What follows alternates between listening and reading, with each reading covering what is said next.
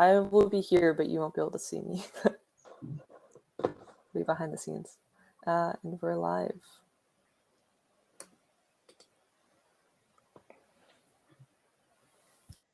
Good afternoon, everybody. You are very welcome to this afternoon where we're going to be having a series of talks children and young people's well-being. We have a number of speakers, as you will have seen from the programme. Slight changes, but they won't impact very much on our overall indeed of this afternoon's session. So what we're going to do is kick off with our first speaker, because we want to get as much time as possible for our speakers' questions. Manage that too. Begin with somebody I know very well, and that is Cadhla. So Cadhla, if you have got your slides there, and of course if you have any questions as we go along, please put them in. We'll try to get round to as we can.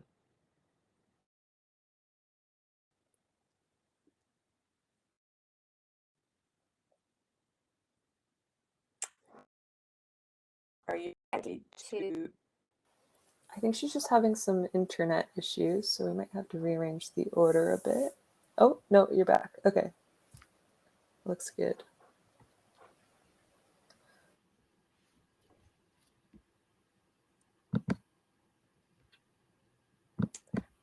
Okay, I wonder, would it be better to begin with our second speaker to give Cadhla a few minutes?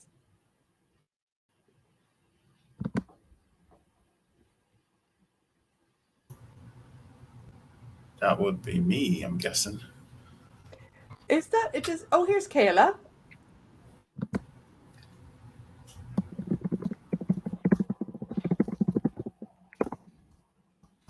Cadhla, do you want us to go ahead with another speaker first, or are you ready to go?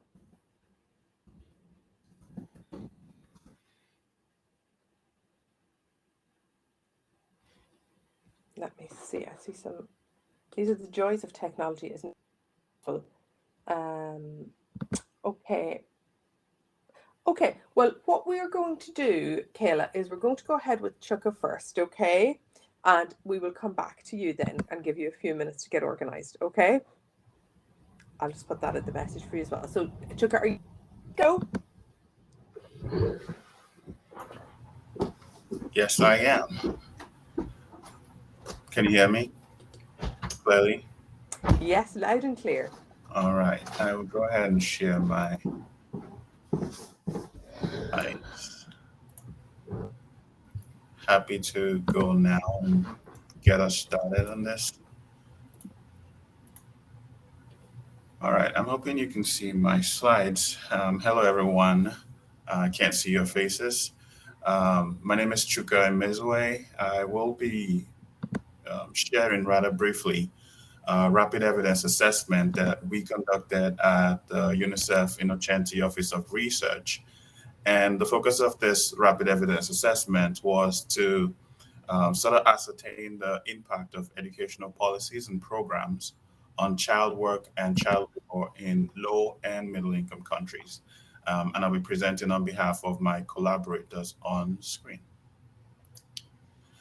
Of course, many of us are familiar with the prevalence of child labor. I really wanted to point to, about 160 million children worldwide are involved in some form of child labor. And since 2020, that number, we stalled in 2020, but that number has started to increase worryingly, about 8.4 million more children in the past 5 years. Think of it as about 1 in 10 children globally involved in some form of child labor. The COVID pandemic, of course, increased vulnerabilities, and we're finding numbers that are stuck in some areas and some regions of the world. But of course, we expect that number to increase. A multi-sectoral approach has been proposed, and we always know it's best practice for addressing and mitigating child labor. And so this rapid evidence assessment focused on the impact of educational interventions. So think of policies and programs and their impact on child labor.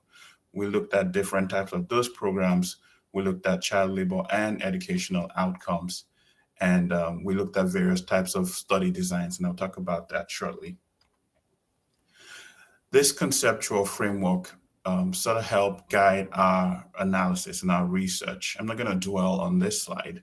I just want to draw your attention to the left-hand side of the slide, looking at how we wanted to see, the connection and linkages between interventions all the way to overall long-term impacts. And of course, those interventions we found were mediated by several intermediate outcomes, short-term and long-term outcomes. Our inclusion criteria focused on children aged 15 to 17. We looked at, of course, child labor, various forms of child labor, including hazardous work, economic activities, participation in economic activities, household chores, so on and so forth. We looked at studies in English published between 2000 and 2001. And of importance is that we looked at experimental and quasi-experimental studies as well as systematic reviews. This nifty diagram here looks at, of course, we found 29 studies overall included in this analysis. 21 of those were single studies and 8 of them were systematic reviews. And here the boxes in green showed interventions that were protective or offered some protective effects on the child, household, schools and teachers, as well as community systems. And of course, in yellow were places where we found mixed effects. And in gray, we found no impacts and unknown impact in white. I'm going to rush quickly to our conclusions. Except for cash transfers, we found very limited evidence of the effects of educational programs and policies on child labor. There's several reasons for this. One of them being our inclusion criteria was set to look at experimental and quasi-experimental studies. And of course, most of the studies that are out there have an exclusive focus on educational outcomes, and very few of them include child labor outcomes. Most of the studies we found looked at interventions at the child level, scholarships and school feeding. We found very limited interventions at the household levels. And, some of our interventions were concentrated in Latin America and the Caribbean, with the Middle East and North American region and the East Asia and Pacific regions least represented. Of course, more evidence is needed to draw conclusive impacts. This working paper will be published shortly, sometime towards the end of the year. But for now, we want to highlight that program features and design features for programs were very key. Transfer amounts for cash transfers were very key to how these programs impacted child labor, especially at the childhood and household levels. Of course, we had moderation effects by gender, age, location, and type of activities. And most interestingly, we did find spillover effects, whereby children who were not targeted by interventions benefited from those interventions. And I think my time is up. The slides are available, so feel free to look up the slides after.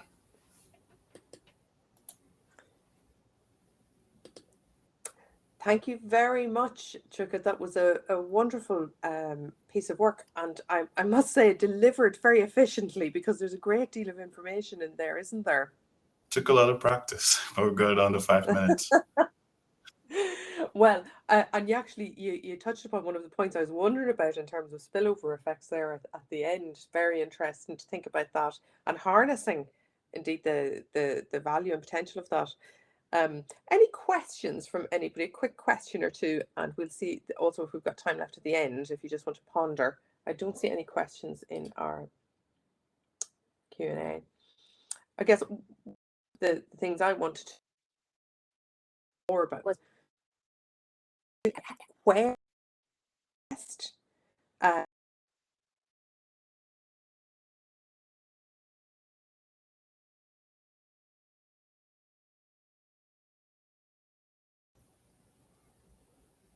I lost you there. Can you hear me?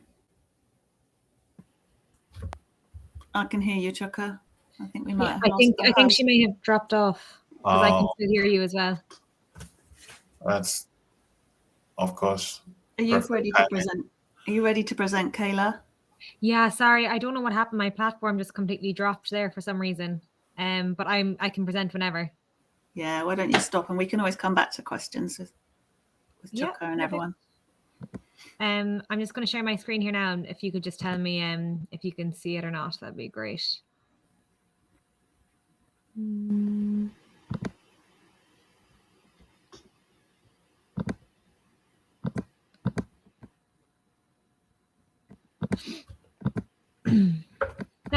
everyone see that okay?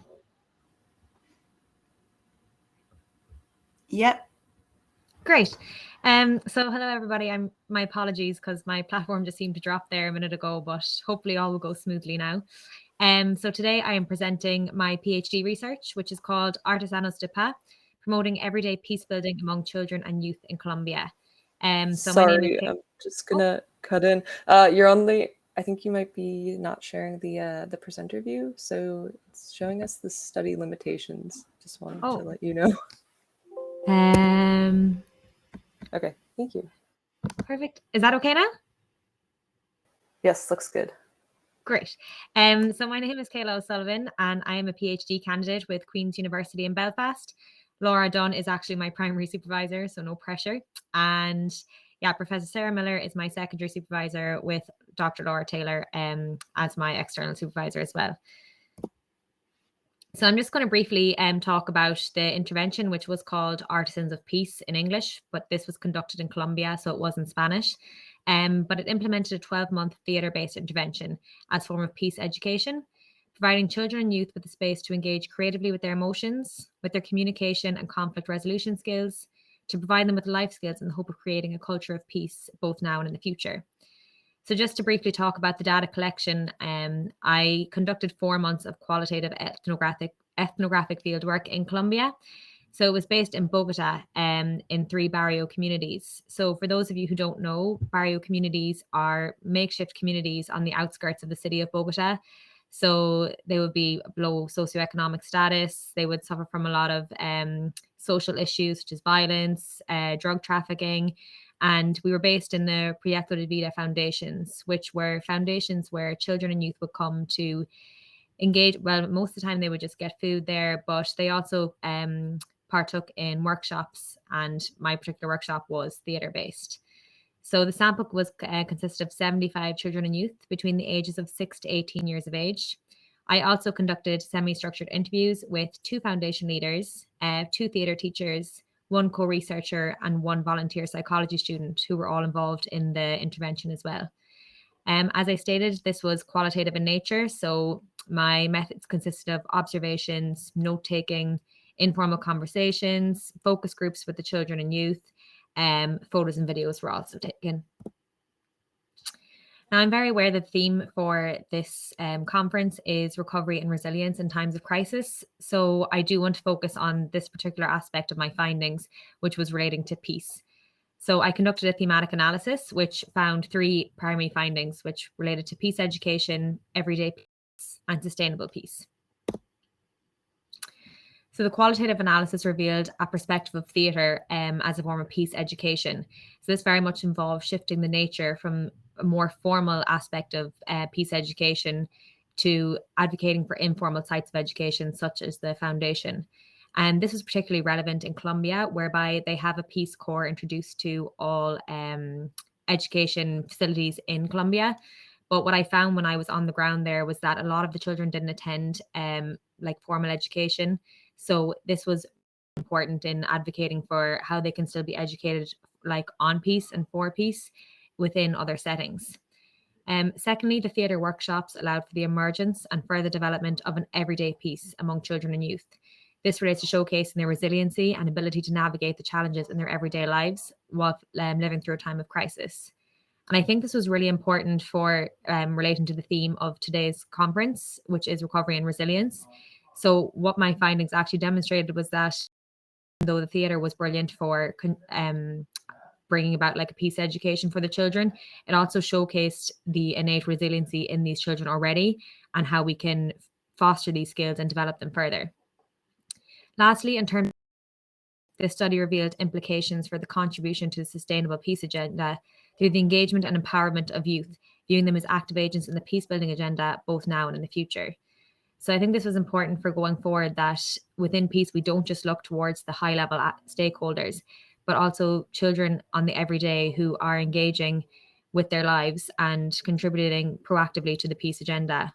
And often this goes unnoticed. The theatre provided a platform to get this noticed. Now, I'm very aware of my time, sorry, so I feel like I'm racing through this. But as with any study, there was limitations, and I think this is important in terms of future direction. So it was quite a small scale study. As I said at the outset, it was only 75 participants overall. Furthermore, the attrition levels of these participants were an issue because there is a high level of displacement with the communities I worked with. So often we had children who may have come for a couple of weeks or a couple of months and then may have dropped out because their families were moved on, or school timetable might have changed because they didn't attend full-time education.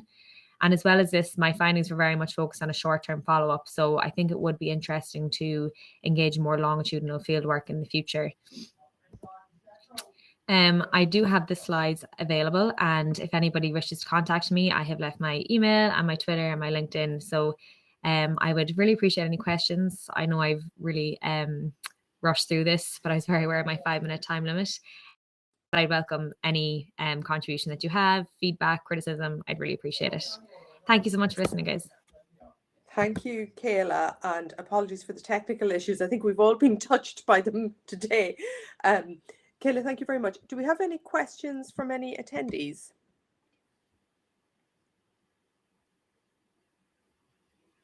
I'm just aware I've been on this journey with you, Cadhla, and I suppose just if you had to do anything differently, I know that it was a challenge for you to, get there and to engage. What would be the main tips you'd give somebody embarking on a journey like yours?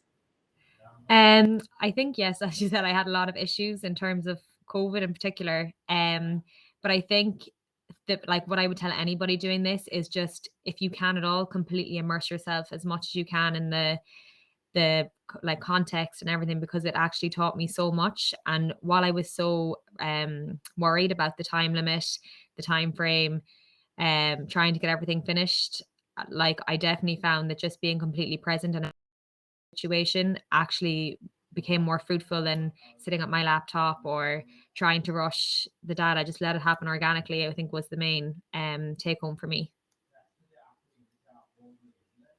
Super, Cadhla, thank you so much, and I'm sure people will be getting in touch with you on the back of this too. I do appreciate the time is quite short. Thank you so much. Now, next up on our list, I'm not sure if Gloria is here. I don't see Gloria on our attendance list at the moment. So I think what we will do is go on to Rebecca Rees, if Rebecca is ready to go. Okay, I'll share my screen. Actually, I'll start my camera. That's super.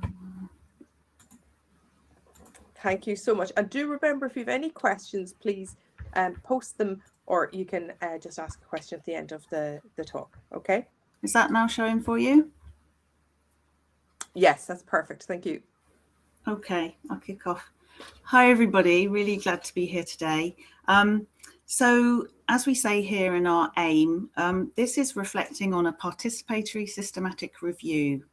And the methods are reflections, and there are different people named here who have joined in these reflections. So me, myself, Gillian, and Mina and Kelly are all based at the EPPI-Centre at University College London. Luca May Brady is a researcher specialist in involvement activities from the University of Hertfordshire, and Vidi Bassi was one of the young advisors for this systematic review. So co-authors coming from 3 different places. And this is a presentation about ethics for all. So especially important in a time of recovery and resilience and in a time of crisis. And I first wanted to emphasize that this is a configurative review. So some people might be more familiar with more aggregative reviews, as we call them at the EPPI-Centre. And this picture here is kind of trying to get across the idea that different people will see different things in a complex picture. And I'll come back to that idea at the end. So the review was done on a sensitive topic. The review's due to be published any day. Mina Katwa was going to present findings later on today, but we haven't quite been given permission by our funder, the Department of Health and Social Care. Online harms is a big political issue in the UK at the moment, and they're sharing the review findings first.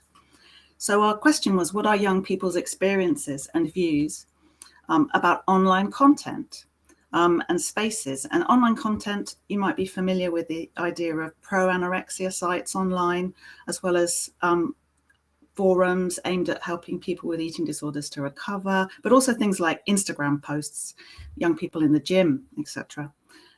So talking about people's health and mental health, so it's sensitive. And the principle here of the participation was to enable the participation rights of young people, not just protecting them. The participants in our participatory work were 8 young people with lived experience of this online content, aged 18 plus, and our research team and 2 of the people we've already named have specialisms in participatory research. We had 2 online workshops, and we're carrying on with some of the young people to evaluate what we've done and to spread the news of the review. We got ethical approval from the Research Ethics Committee here. And very quickly, young people contributed in various ways. As I say, we're still evaluating this. But on the left here, they identify potential gaps, things that they thought in the first workshop were important for us to look for.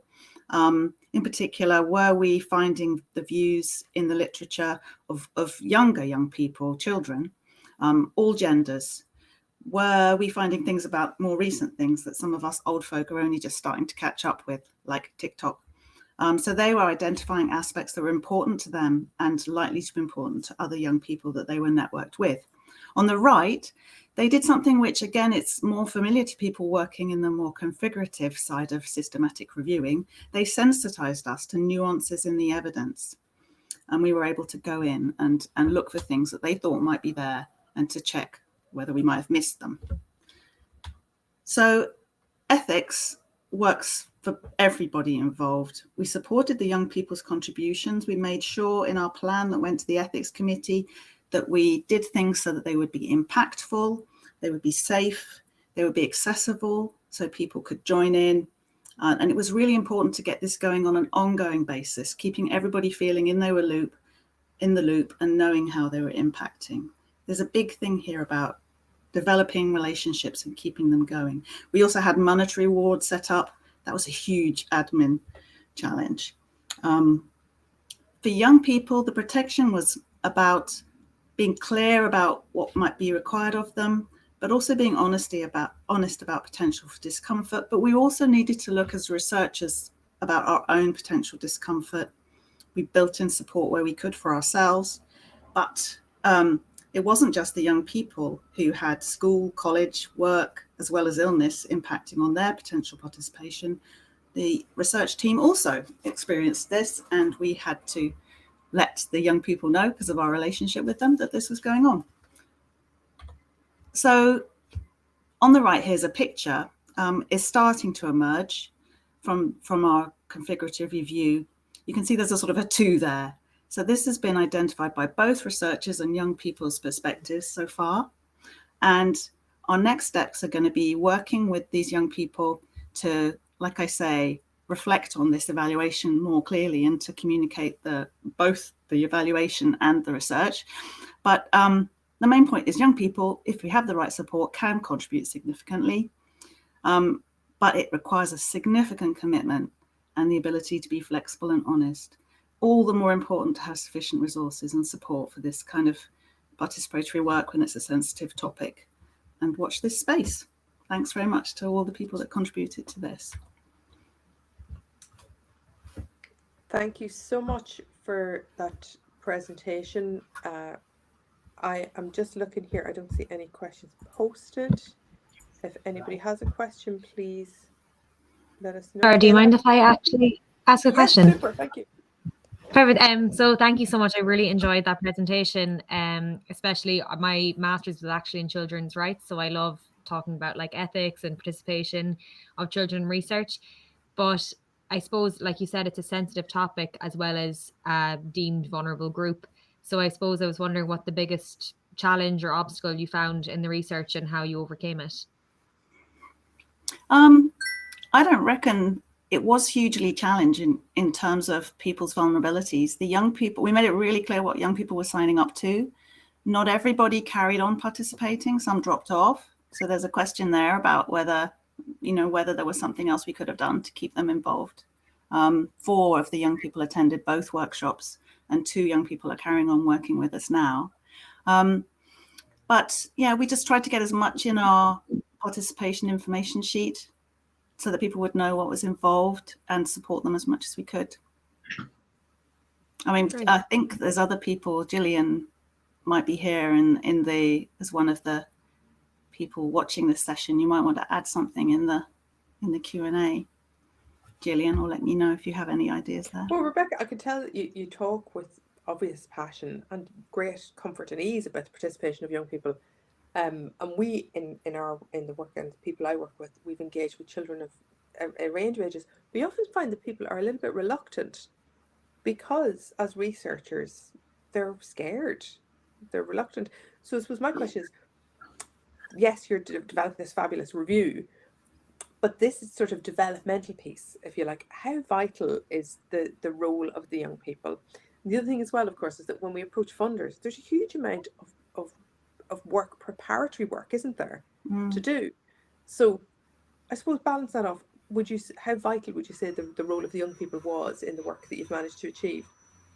We'd always try and do it if we could. And I think we were lucky here because we had access to two specialists who'd done this kind of work before. So they could advise us on what went into the ethics process and to prepare us so that we were confident for doing things. We already have funding. We're funded by an ongoing program of work, and they like us to do participatory or consultative work whenever we can. So that wasn't a problem for us either. I think just reflecting back, the challenge is the young people not necessarily being responsive to emails. So most recently we've set up a WhatsApp group, and that seems to be encouraging quicker response. I mean, yeah, who wants another email? You think you're getting a step ahead, and then technology moves on and everybody moves on. You think, all right, who wants another email? I'm not quite as wicked as I thought I was. Yeah. Yeah, so it's always kind of been opened up, but it sounds from what you're saying there as well that there's a lot of capacity strengthening going on even within your own team, because if you do this once and you see the value of it, isn't it great to be able to share and build other people's confidence? Yeah, absolutely. So we're building our understanding of how to do it as we go along and learning as we go along. That's super. Yeah. Can't wait to see the review when it's finally released. But thank you for now, Rebecca. Hopefully we'll have a little bit more time at the end. But I think the next speaker is going to be Mina, who I think is going to be able to elaborate a little on the methods associated with this work. So the floor is yours. Okay, I'm just going to share my screen, and I apologize. I'm still recovering from a bit of a cold, so I am going to sound a little bit bunged up. So I'm sorry about that. Can people see my screen? Not yet. Oh, there we go. Super. Okay. So this presentation, as it says in the title, is called Resilience in the Face of Adversity, a Qualitative Evidence Synthesis on Strategies Young People Employ to Cope with Adverse Child Experiences. So the acronym is ACEs. So this was part of a bigger review that we did, which we undertook in 2019. So I'm just going to give you a snapshot of the qualitative evidence synthesis that we did on this project. So if you're not familiar with the term ACEs, what it means in a nutshell is stressful experiences during your childhood, which could harm you negatively affect your living environment. So this could include examples of any kind of abuse, physical, sexual, emotional, homelessness, living in care, parents with substance misuse, domestic violence. So it covers a range of different ACEs. And also what I would add to this is a lot of young people experience multiple ACEs, not just singular ACEs. So there's a number of different issues that they may be experiencing. So for the qualitative evidence synthesis, we had 3 key research questions. I'm just going to focus on the one that I worked on, which was to look at the strategies that individuals employ to mitigate negative impacts of ACEs. So we did a thematic synthesis. we gathered, and in the end, we included 21 qualitative studies. These were published in or after 2008, and we found 18 in total, which on young people, but there were 3 that looked at adult survivors of childhood sexual abuse. So we did look at people who'd retrospectively experienced ACEs as well.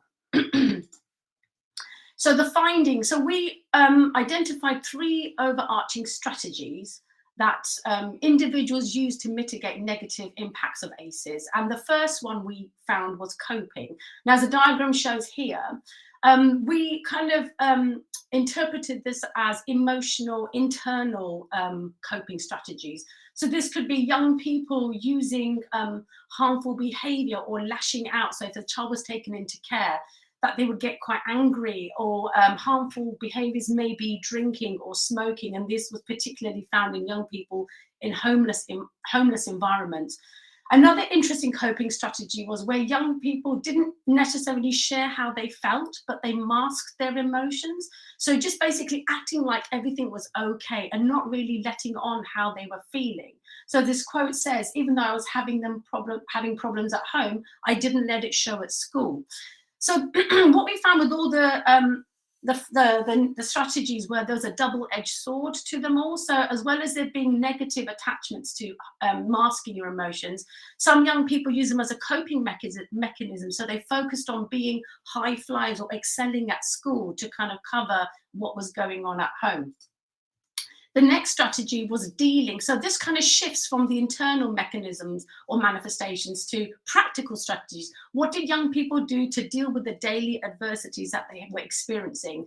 So one was an interesting one where young people tried to just do normal things to kind of cope with the precarious nature of the ACEs they were experiencing. And this could be something as simple as making a cup of tea for a mum who was hungover, or just going shopping. So not, you know, the normal things became big things or occasions for these young people who are dealing with so much. Another finding was that a lot of young people were shouldering responsibility. So young children were taking on caring responsibilities for siblings, or having to take care of their parents, or doing the shopping. And again, with the double-edged sword sentiment, they could either see this as something that was burdensome, or see it as a form of power to them, some agency. A lot of them dealt with just wanting some kind of respite. So they looked forward to recreational activities where they weren't taking so much care of the home, but finding ways to get out of the house and seeking respite outside. So as this quote says here, some young people use martial arts as a way to feel with, to cope with panic attacks or anxiety attacks. Or as this person says here, that she used to hide her mum's tablets as a way of sort of dealing with the kind of self-reliance that they had. And the final theme is sharing. So this is where young people were seeking out support. And what we found, which was quite common amongst the studies, were that a lot of young people relied on their friendships. I think there was a sense of trust amongst people of their generations, and they saw adults perhaps in a way where maybe they felt like, oh, sorry, that they couldn't trust adults. And there was a bit of a barrier there, especially with teachers. Do you share? Do you not share? Where will this information go? There was some stigma attached to what young people were experiencing at home. And what we found particularly fascinating in the studies was this sense of silent sharing, where young people just didn't need to necessarily share what was going on at home, but they just wanted to be in a space where they could choose not to talk about the hardship. So that kind of just letting it be the unspoken understanding of other people, where there's no judgment, but they could feel where they could feel safe, a space where they could just not have to think about what was going on at home. So as this person says here, I would not tell people my problems anyway, I would just hint. And that, but the friends seem to be a key sort of source of solace and connection for young people. And in conclusion, what we found from just looking at the findings, and just to sort of flag up the kind of key themes that we sort of kind of found from doing the synthesis, was normalizing the ACEs, where young people were just finding mundane activities as a way of coping with the precarious nature of their home life. So as I said before, cups of tea or just doing the shopping were quite big events in these young people's life. But what we've also found was that young people weren't victims or vulnerable. They did They showed incredible sense of resourcefulness and resilience. And that led to what young people really want to see is some kind of agency over their decisions on their ACEs.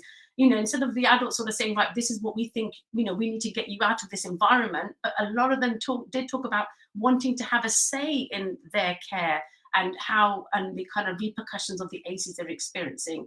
And finally, bearing the burden. This was more about the practical implications of what facilities are out there for young people where if they just wanted to take a break from being a carer, where could they go for that form of escapism and to ease those family pressures?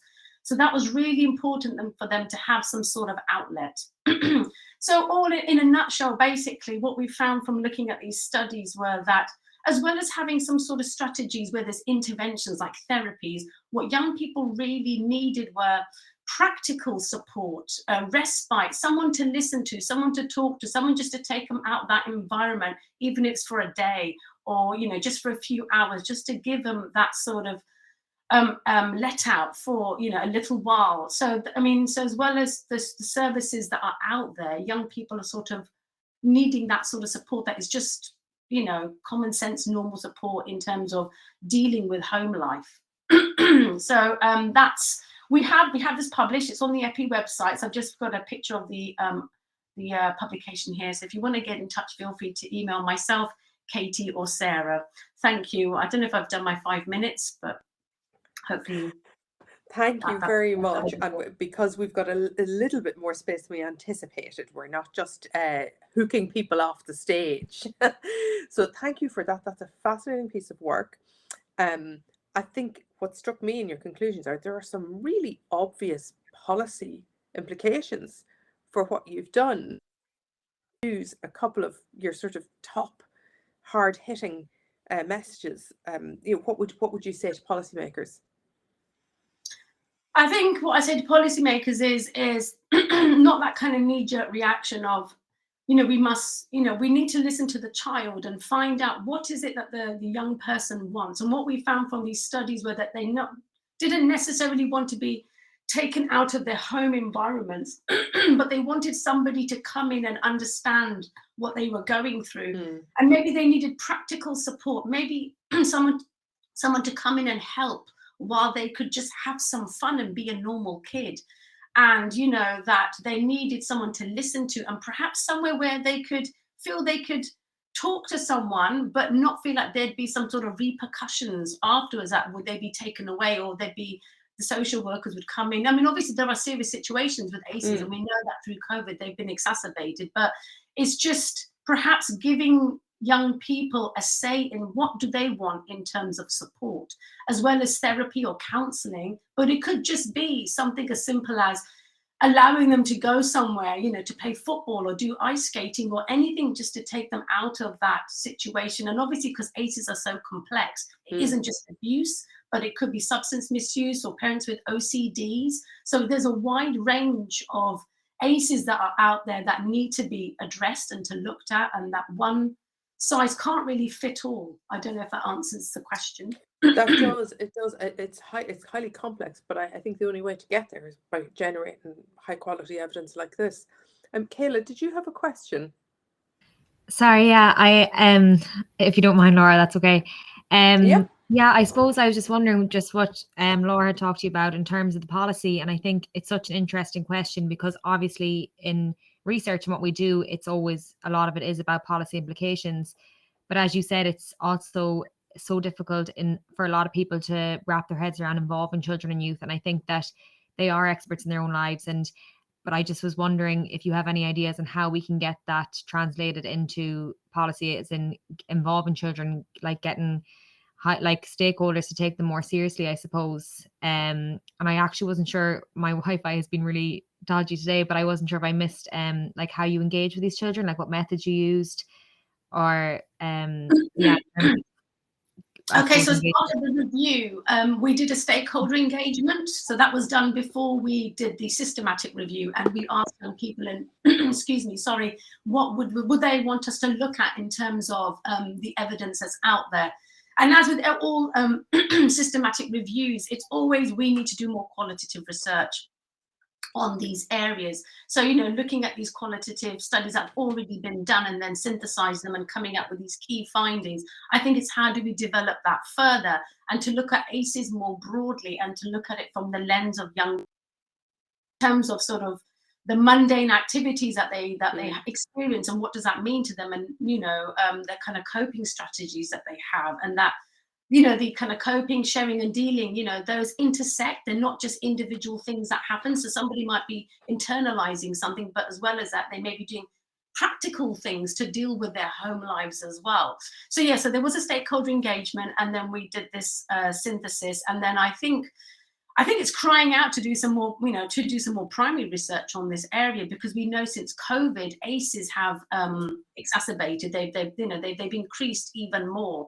And I know CAMs are under immense pressure to deal with adverse childhood experiences. So I think more needs to be done, more research needs to be funded, and more young people need to be listened to. I think that that's the way to go. Thank you so much, and your voice has held up really well. Thank you. I think it definitely deserves, you and it deserve a break after this.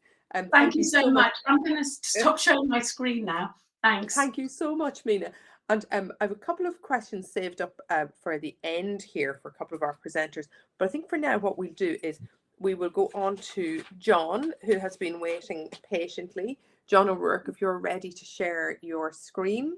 Sure. Last but not least. Let's just get you up and running there. And of course, it's no longer being listed on the options to share. Let me close my presentation and open it again. Yeah, just take your time.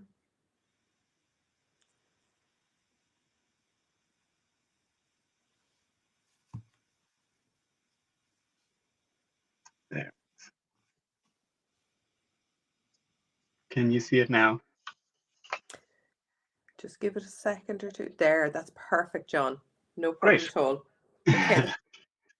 Thank you. So yeah, hello everyone. As I said, my name is John O'Rourke, and I'll be presenting a snapshot of this rapid evidence assessment on interventions to increase vaccination uptake. And this was done by myself and colleagues listed on the slide for UNICEF Innocenti.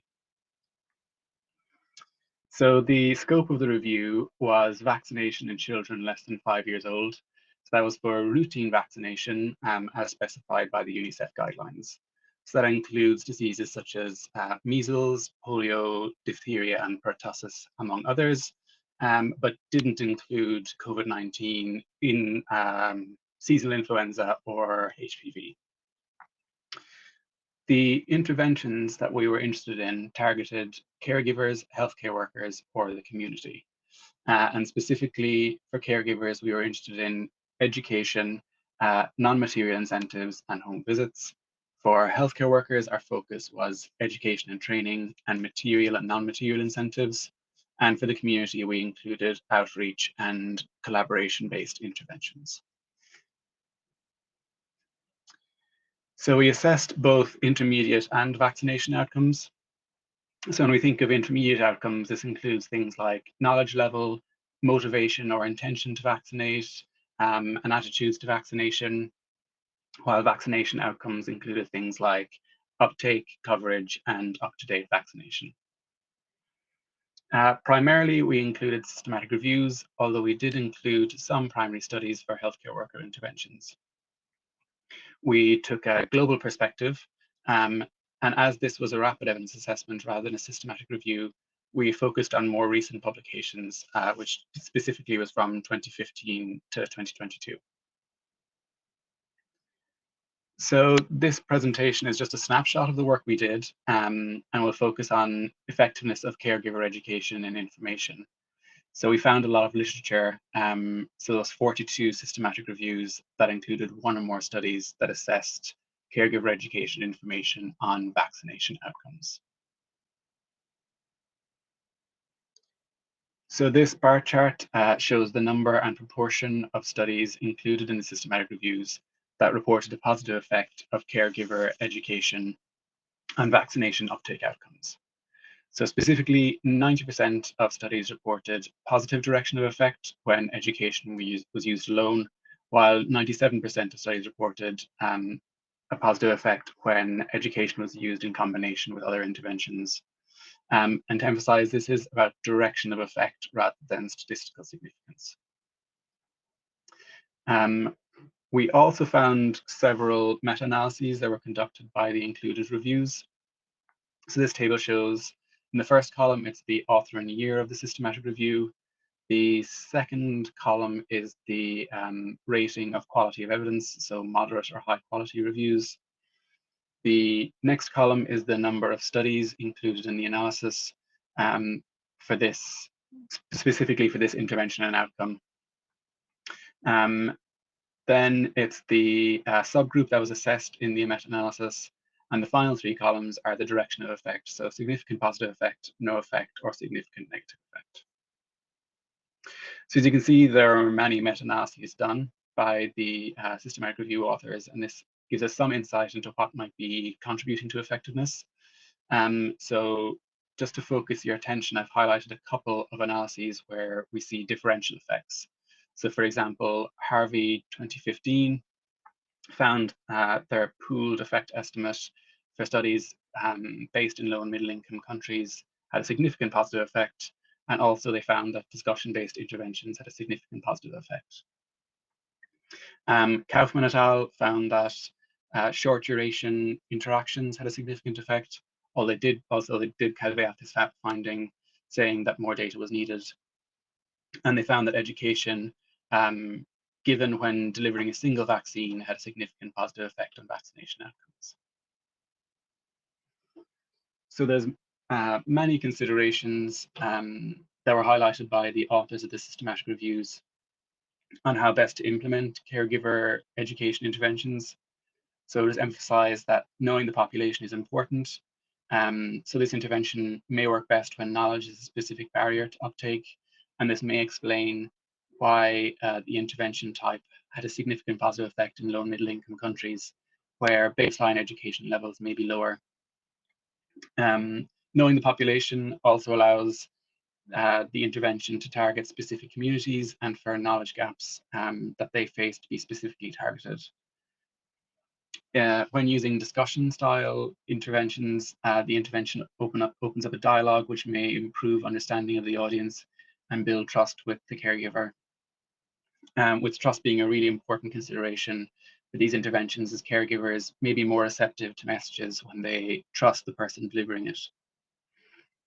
Finally, cost must also be considered. So particularly for face-to-face interventions, depending on the capacity of the health system, it may need to be targeted to who receives this style of intervention. So I'd just like to finish by thanking Professor Julie Leask, who is our independent advisor, and to colleagues at UNICEF country offices and immunization teams for their input on study results. The full report summarizing all the results of the reviews, that's for caregiver interventions, healthcare worker interventions, and community interventions. That report will be published on UNICEF's website in the coming months. And so I'd just like to say thanks for your time, and yeah, I'll open the floor to questions. Thank you so much, John. Great presentation, lots of detail in there that I think a lot of us will be interested in looking at. If anybody has a question, please pop up or stick it in the live Q&A. I'm very interested in some of your findings there myself. Some of the issues, I think that this is coming from very anecdotal, on the ground public health stuff, friends and colleagues working in general practice, for example, when COVID first struck in 2020, you know, some of them were saying, you know, we've got pockets of folks, and I know you're talking about LMICs, but you know, we need to reach them. We need to reach them in a cheap and efficient way. I think there may be lessons from this work for certainly the settings you're talking about, but further afield and closer to home. Sure, yeah. I think with all of these things, what seemed to come out from the literature for me was just really understanding what the barrier is for your local population and who you're dealing with. Because, you know, something like, so today I've just presented about education information, but it really became clear that, you know, as obvious as it may sound, but it's that, you know, this really needs to be the barrier that the person has to why they're not getting vaccinated. That if the person is hesitant for other reasons, like fear or perhaps the social norm in their community is not to get vaccinated.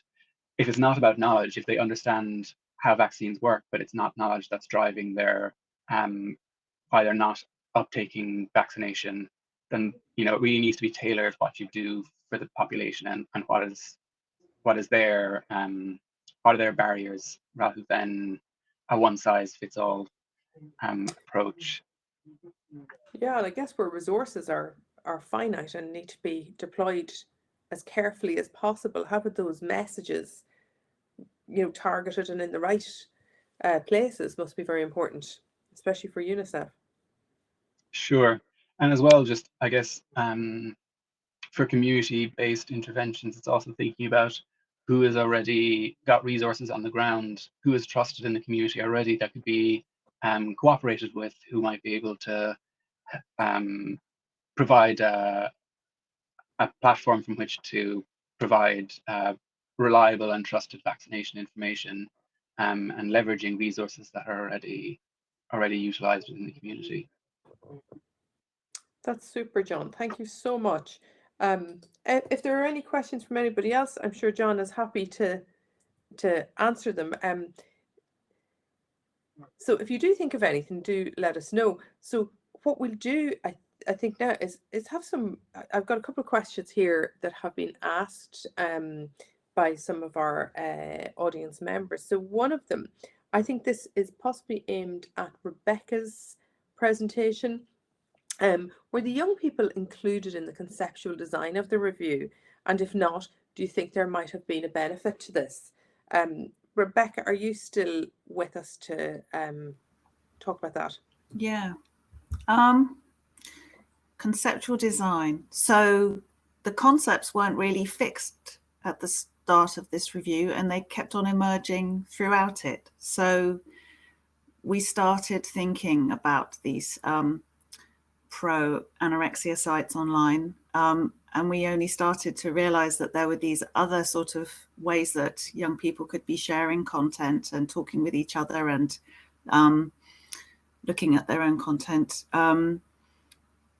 through things like Instagram. So the concepts emerged during the work, and the young people were involved in a workshop before we finalized that thinking. The challenge is it's really difficult to know how they involved us, how they influenced us, and we still have to go back and do that work.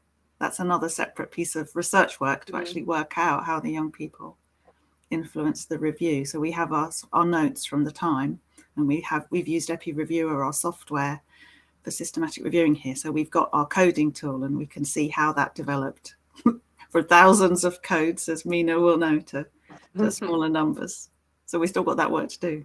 But yeah, really important question. That's super. Any questions from any of our audience members? Just while I'm looking through what we have here as well.